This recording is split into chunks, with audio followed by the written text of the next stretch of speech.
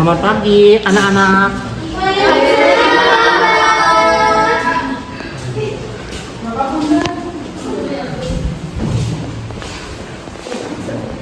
Pada hari semuanya. Hari Raja, alhamdulillah. Ada lagi? Rizky nggak mas? Rizky nggak? Ada lagi nggak? Ada lagi? Nggak ada kakak. Oh. Ini kok. Oh sama ini kakak. Jadi, ya.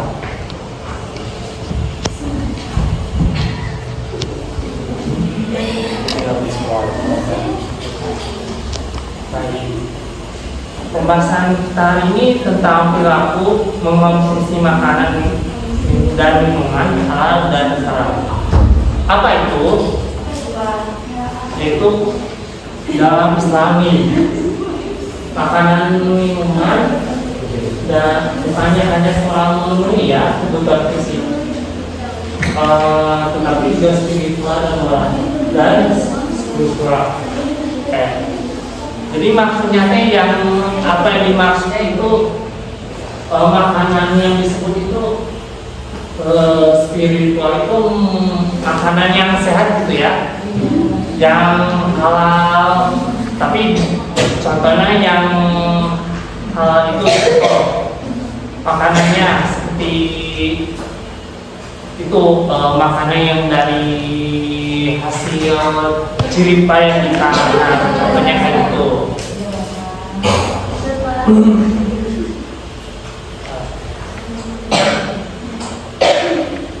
Nah, untuk dasar hukumnya ini dari surah Al-Baqarah 168. Ada yang ini mau baca artinya? Nah, ada dong.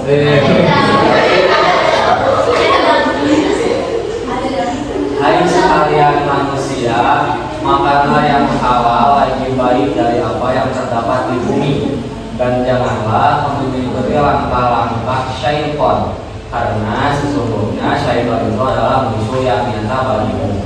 Quran surah Al-Baqarah ayat 164. Jadi yang dibaca sih itu maksudnya teh. Nah, yang nomor satu perintah Allah. Nah, yang dimaksud itu Allah itu menegaskan kenapa ya soal makanan halal itu maksudnya teh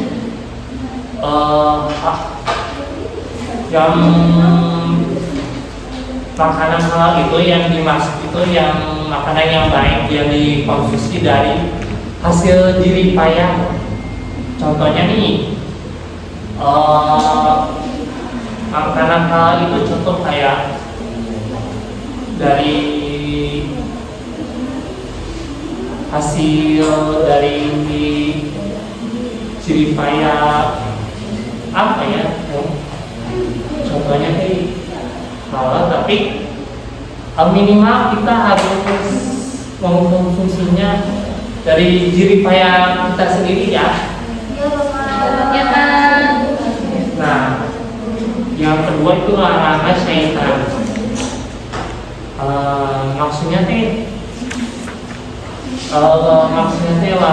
larangan syaitan itu kalau misalnya yang dimaksud larangan syaitan itu contoh dari makanan haram itu hasil ini apa ya?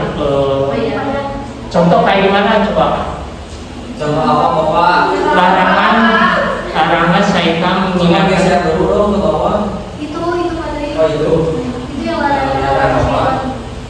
larangan syaitan itu maksudnya teh Orang apa coba? apa coba bisikan setan. Oh, ini Bapak lagi di pinggir tukang babi goreng. Nah, jangan teriris syaitan, jadi gak makan babi. Ya seperti itu sih.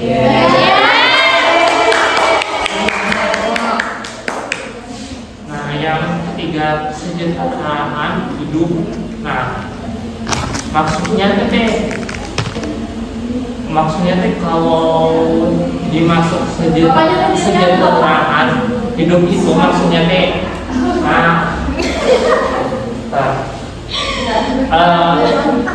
mengonsumsi makanan itu apa ya, harus dari jerih payah dari kehidupan kita. Contohnya, Jadi kalau makanan halal kehidupan kita tenang ya Pak ya. ya betul, dari hasil jerih payah dari kita sendiri. Contohnya bekerja kayak gitu kan. Ada yang halal Pak. Ya itu. Nah, yang pertama nih, perintah dari mengonsumsi yang halal dari hadis riwayat Muslim. Ada yang mau baca tak? Saya Pak. Ada yang Pak. Siapa Bapak? Saya Bapak di dunia. Nah, ini kan ada yang bisa Saya kasih. kata ya Pak. Ada hadiahnya nggak Bapak?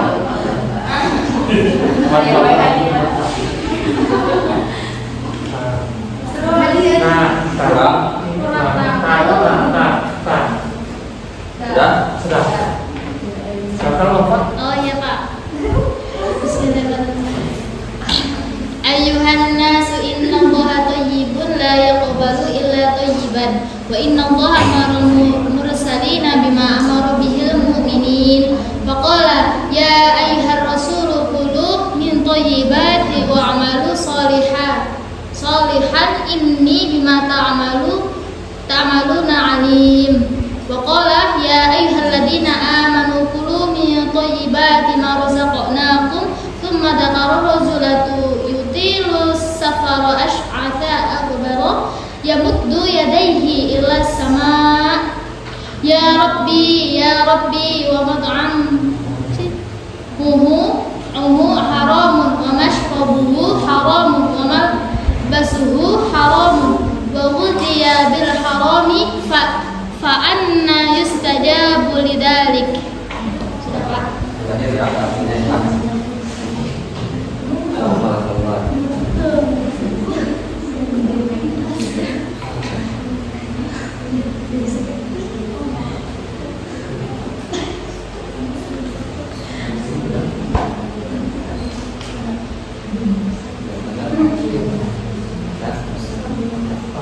Jadi, oke. Makasih ya Bapak. Iya Bapak. Jadi yang dimaksud dari hadis tersebut ya, bahwa sekalian manusia itu sesungguhnya Allah itu baik, tidak akan menerima yang baik. Sesungguhnya Allah itu memerintahkan Rasulullah yang diperintahkan kepada oleh orang-orang mukmin, wahai para Rasul, makanlah dari makanan yang baik-baik, kerjakanlah amal saleh, sesungguhnya dari aku mengetahui yang kamu kerjakan. Jadi maksudnya yang disampaikan hadis tersebut dari hadis riwayat Muslim, Allah itu memerintahkan menerima makanan dari halal itu contohnya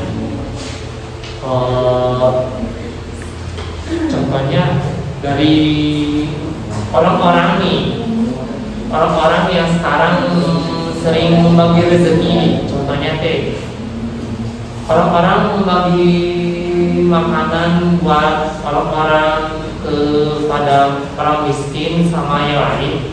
Nih, alasannya kenapa? Kenapa Bapak? Ya betul. Ya aku Apakah mau berdiri? Oke. Oh pengen lihat Bapak berdiri dong. Biar kita semangat.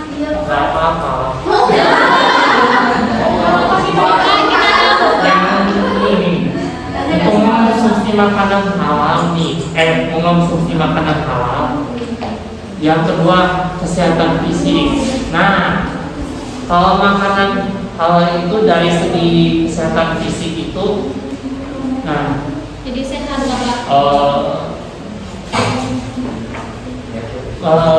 Bagi saya mah kalau kesehatan fisik itu dari segi ulama iman itu dari contoh maksudnya nih yang dimaksud itu makanan halal itu yang baik, contoh makanannya yang bersih, terus Yang halal. higienis, Yang halal. nah Itu biar sehat ya Bapak ya, badan kita ya Pak. nah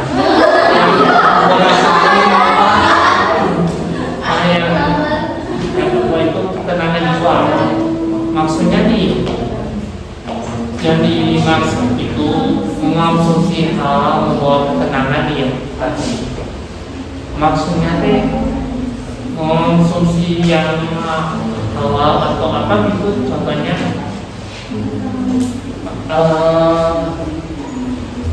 harus dari hati. Kalau makan sesuatu dari hati, contoh harus menerima makanan tersebut kayak gimana, contoh rasa, yaitu rasa itu kan pentingnya dari segi makanan, terus kebersihannya. Nah, yang ketiga itu keberkahan rezeki. Nah, keberkahan rezeki itu udah gak asing ya buat kalian ya. Iya dong. Nah, keberkahan rezeki itu contoh misalnya dari kandungan makanan itu ada rezeki Allah yang akan diberikan dari itu beberapa dari orang, dan contohnya nih dari orang miskin nih dan orang-orang lain juga. Nah, orang-orang miskin juga bakal dapat keberkahan dan rezeki yang melimpah Kalau makanannya yang halal. ya. Yang pertama nih pengabuan doa. Oke, maksudnya nih Berdoa dulu. meminta rezeki itu, rezeki maksudnya nih meminta apa maksudnya nih? Oh, jadi kalau makan yang haram, doanya susah terkabul gitu. Ya kayak gitu. Contohnya kayak bilang sini. Iya. Contoh makanan minuman halal yang diminum dikonsumsi. Apa aja Bapak? Nah, ini nasi dan produk gandum nih. Sebenarnya juga nasi itu kan sumber dari karbohidratnya itu tinggi banget ya. Iya. Dari roti juga sama pasta, terus sereal juga sama kan? Sama Bapak. Nah, jadi karena menurut saya mah kalau nasi dari produk gandum gitu ya, menurut saya mah emang sumber dari karbohidratnya itu cukup tinggi ya. Iya Pak. Tapi Pak, kalau nasinya maling gimana Pak? Baik nggak? Ya enggak kayak gitu. Berarti itu apa Pak? Halal apa haram Pak? Halal dong.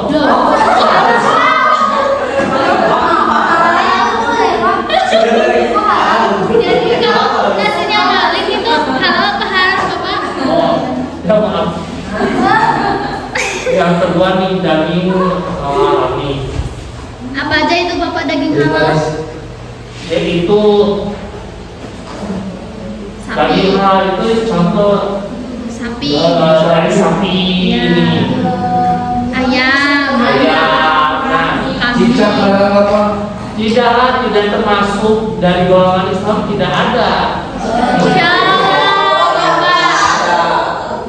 Bapak, kalau sama menyembelihnya tidak sesuai syariat itu halal apa haram Bapak? Apa? Bapak? Kalau penyembelihannya tidak sesuai dengan syariat Islam, apakah dagingnya itu halal atau haram Bapak? Oh itu mah harus dari sananya. Kalau orangnya untuk sembeli dagingnya itu halal atau haram itu tergantung orangnya ya. Orangnya. Iya.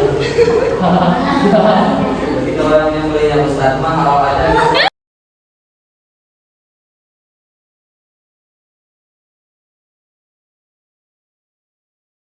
Ya mungkin bisa jadi.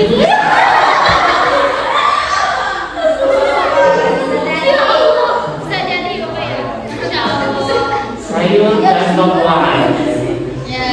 Nah, maksud dari ini semua jenis yang dan buat adalah halal selama bisa membahayakan. Jadi maksudnya teh sayur dan buah-buahan itu kan tidak berbahaya sebenarnya teh. Oh, sehat ya Pak ya? Iya, apalagi dari segi kebersihan dari imam kita tuh ya. Nah, susu dan olahan. Olahan. Nah, kalau susu dan olahan itu contoh dari Susu apa, Pak? yogurt, kambing, susu sapi, kambing, keju atau yogurt itu. Jadi maksudnya teh dari sini itu maksudnya teh tidak haram gitu ya, tidak haram maksudnya. Karena dari segi saya tahu kalau susu dari olahan tersebut itu sebenarnya emang tidak haram sih, karena menurut saya Pak halal ya betul. Terus apa lagi Bapak? Nah yang ke air dan air mineral dan jus buah.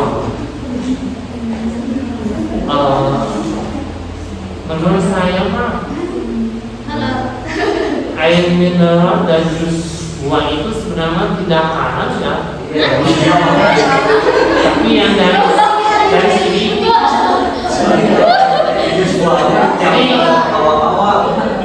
Jadi halal halal apa haram Pak? ya tidak. Jadi yang dari sini ya maksudnya minuman yang haram yang tidak membagukan itu maksudnya teh. Ya berarti air mineral dan jus buah tidak memabukkan. Iya seperti itu. Karena kan tidak haram gitu. Jadi yang dari segi hanya dari pembahasan ini. Nah, dampak negatif konsumsi makanan dan minuman haram. Yang kedua nih kerugian kesehatan nih. Banyak makanan yang seperti yang haram nih. Contoh daging babi, alkohol. Nah, itu contohnya yang dimasak tadi itu daging babi atau alkohol sebenarnya Haram. buruk gitu, dampaknya buruk, apalagi haram gitu ya. Yang kedua itu kerusakan spiritual. Nah, kerusakan spiritual itu dapat mengeraskan hati, menjauhkan diri dari ketaatan. Nah, maksudnya teh kerusakan spiritual itu contoh yang merusakkan badan kita dan imun kita. Contohnya nih,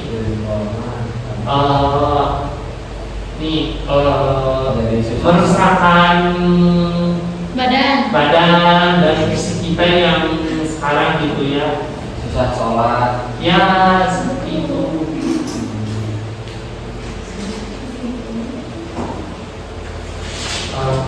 Nah,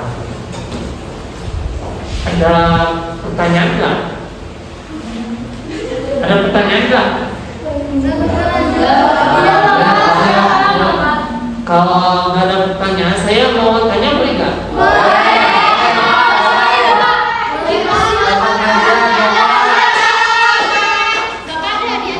Oh itu hadiahnya sepatu. Oh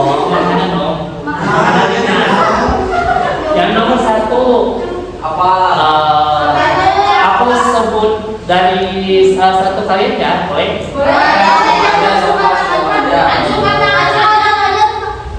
Boleh? Boleh kok. Yang mau diajukan tangan boleh kok. Boleh. Ini Pak, ini Pak. Ini. Hei, apa Mas? Yang nomor 1. Jelaskan pengertian makanan dan minuman halal serta haram dan berikan masing-masing 2 contoh dari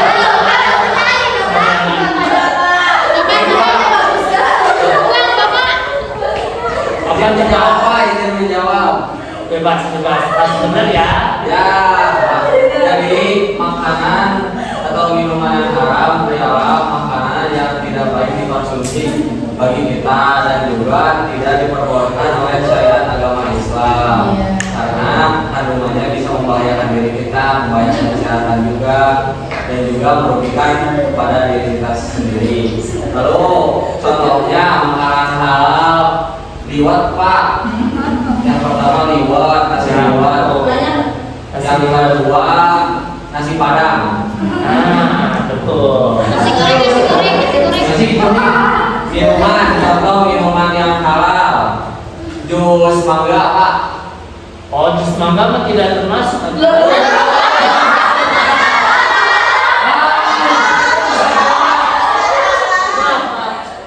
Minuman apa Pak di jus mangga?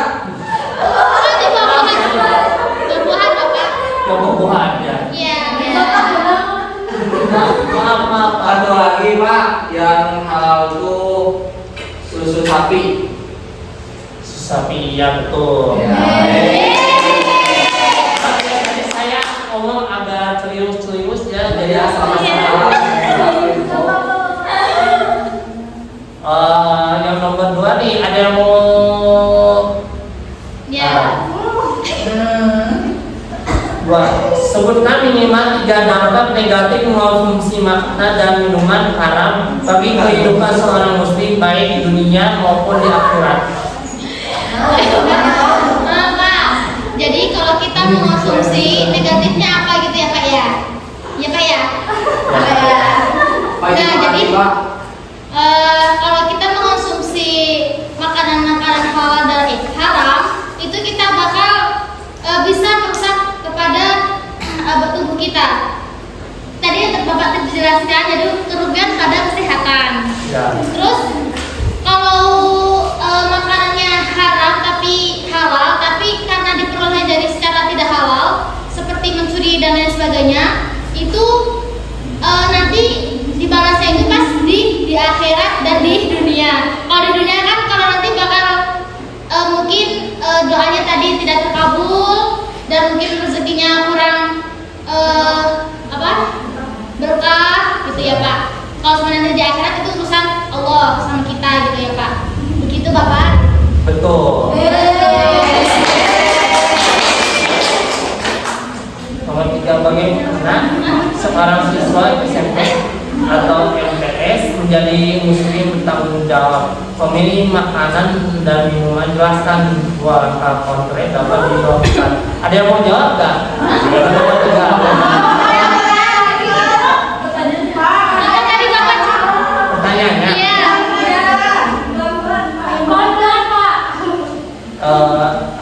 tapi bagaimana cara